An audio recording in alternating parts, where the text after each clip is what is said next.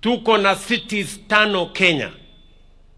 City ya mwisho ama mji wa mwisho kufanywa city ilikuwa ni mji wa Eldoret. Ile city ambayo inafuata ni city ya Meru. Mnanielewa?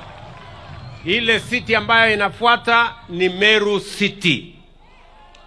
Na ili tuwe na Meru City, nimeambia gavana na bunge la Meru wafanye mambo, na mimi nitafanya maneno, si ndio? Na kati ya maneno lazima nifanye ili Meru ipate city status ni kuhakikisha kwamba tunajenga barabara ya kutosha pale Meru Town. Tayari serikali ya Kenya tumetoa zaidi ya bilioni 5 na ndugu zetu wa World Bank, kilomita 17 including bypass ya pale Meru Town. Tunangojea mambo madogo na World Bank ndio tuweze kuja kutengeneza hiyo barabara pale Meru ikae sawa sawa, ndio iwe city ya 6 ya Jamhuri ya Kenya.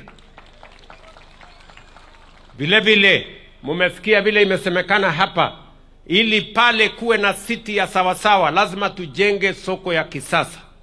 Na ndio sababu hiyo tumewapatia milioni 800 kujenga soko pale Gakoromone, na tuhakikisha kwamba Meru hiyo inasimama vizuri ndio tuweze kuwa na city pale.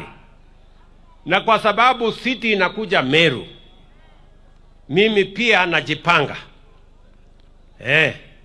kuwe na State House hapo Meru. Ala, kwani mnafikiri kutakuwa na city hapo na mimi nichelewe? Si lazima niwe hapo karibu? Si mmesikia hawa viongozi wanasema nikuja hapa siku 3? Nyinyi mnataka nikuje siku 3 nilale kwa hoteli? Si nitafute nyumba ya kulala hapo?